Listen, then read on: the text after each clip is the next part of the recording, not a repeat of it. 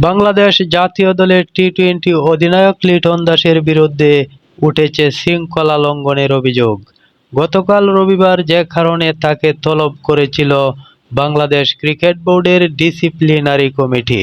বোর্ডের কেন্দ্রীয় চুক্তিবদ্ধ ক্রিকেটার হওয়ার সত্ত্বেও বোর্ডের অনুমতি ছাড়া বিদেশ ভ্রমণের বিষয়টি নিয়ে তৈরি হয়েছে বিতর্ক।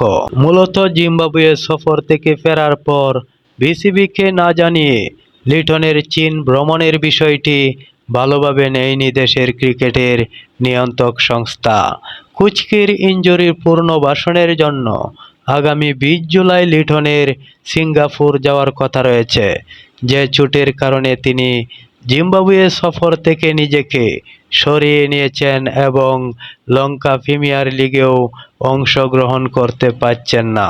বিসিবির পরিচালক সিরাজউদ্দিন মোহাম্মদ আলমগীর জানিয়েছেন, শুনানিতে লিটন তার বক্তব্য উপস্থাপন করেছেন। বিষয়টি নিয়ে এখন মেডিকেল কমিটির সঙ্গে আলোচনা করে সত্যতা যাচাই করবে বোর্ড।